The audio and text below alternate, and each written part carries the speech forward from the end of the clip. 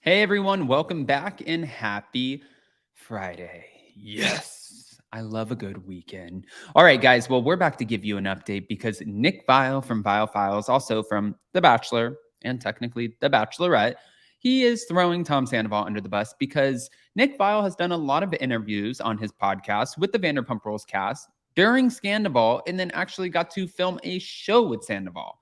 So he's giving us a little bit of insight into that. On top of that, we have Stassi Schroeder, who is revealing that she does want to return back to reality TV, but in what aspect? And I'm wondering if that means she wants to be a part of Jax and Kristen and Brittany's new show. Or would she just get her own show? Plus, we have a rating snafu. We have a lot to discuss. Now, before we jump in, do all the YouTube things, smash that like button, show some love, and let's do the damn thing. It's time for all your binge-worthy pop culture news. Welcome to Up and Adam. All right, you guys. So you remember Nick Viall, right? He was the guy who was on The Bachelor. Well, now he's sharing that Tom Sandoval, during this trip for Special Forces, ended up sneaking in photos of Raquel and was flaunting them around. Now, what kind of photos? We'll see. He didn't follow the rules. Nick Viall claimed that the Vanderpump Rules star Tom Sandoval secretly slipped in some forbidden photos of Raquel while filming Special Forces after their affair materialized. He snuck in pictures of him and Rachel. That's what he claimed. He added, and he showed them to the cast for what it's worth. Now, Nick explained that the Fox show doesn't allow competitors to bring certain items during the training process, including photos. I would have loved to sneak in a picture of my fiance. I guess I could have tried, but I just didn't.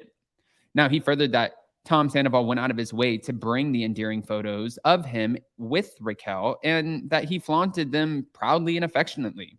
Sandoval came across as a guy who cared about her. And I'm just saying that objectively, honestly, the conversations with the cast were kind of like, well, you might as well go for it.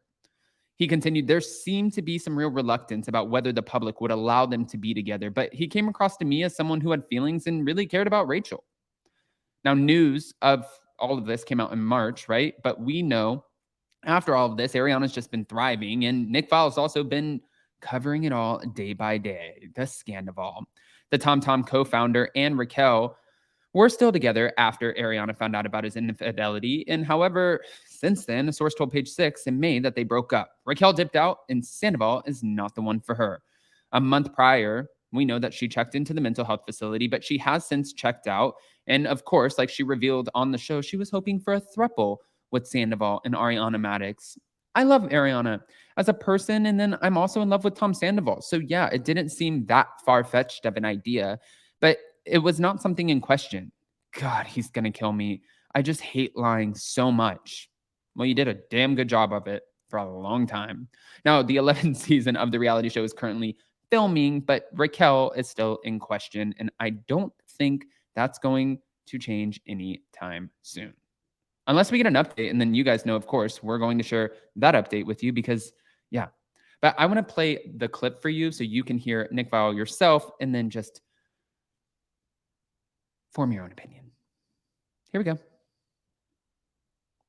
Like you weren't allowed to sneak things in. I would have loved to have snuck in a picture of Nally and I guess I could have tried. I just didn't. But like he went out of his way to like bring in like endearing photos of him and Raquel and / Rachel and show them around. And he came across as a guy who cared about her. And I'm just saying that objectively. Honestly, you know, the conversations with the cast were kind of like, oh my fuck, man, you might as well go for it. You know, there seemed to be some real reluctance about what what would the public allow them to be together. But he came across to me as a guy who, say what you want, at least in that moment, and you could debate whether Tom can care about anyone but himself. But if I didn't know anything about him, he came across as someone who still had feelings and cared about Rachel, which is interesting because apparently he's out there dating someone new. But, you know, not too long ago, he seemed emotionally invested in Rachel and in an environment where he wasn't incentivized to portray that narrative.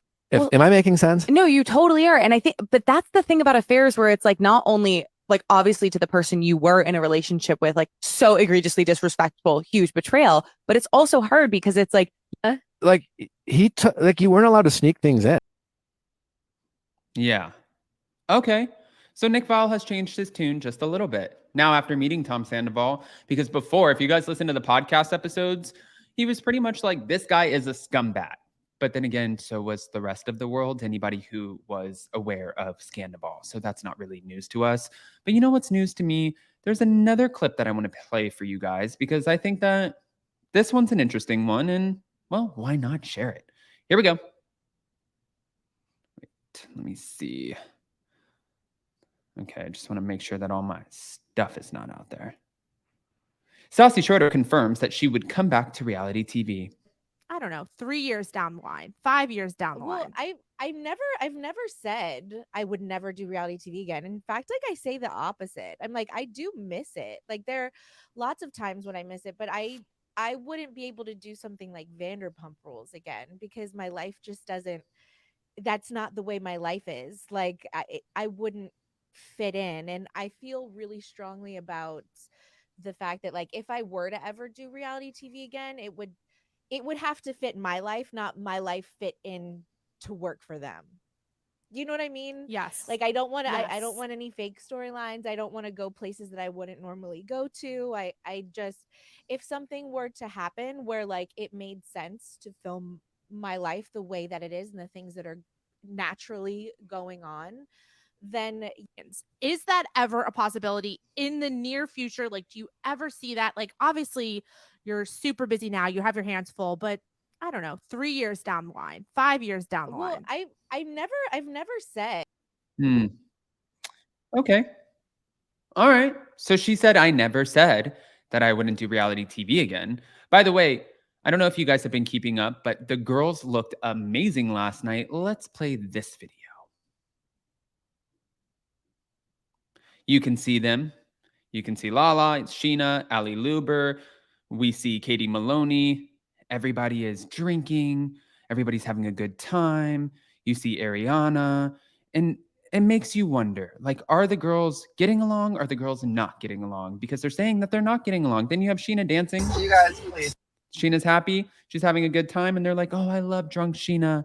But then as the video keeps going, you'll see, or if you guys go through any of the Instagram fan pages, look how great they looked.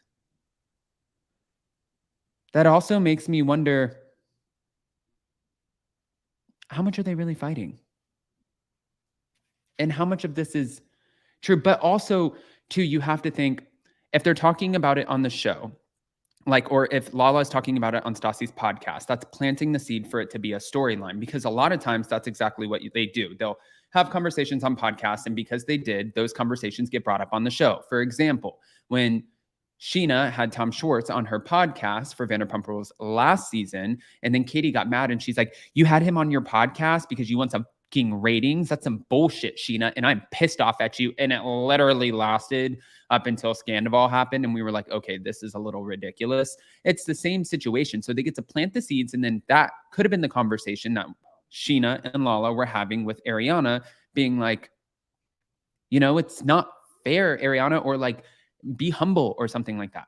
That's what I'm assuming. But guys, I want to hear what your thoughts are. Go ahead and comment below. Let us know. And more importantly, before you go, don't forget to smash that like button, show some love, and we'll see you next time. Bye, guys.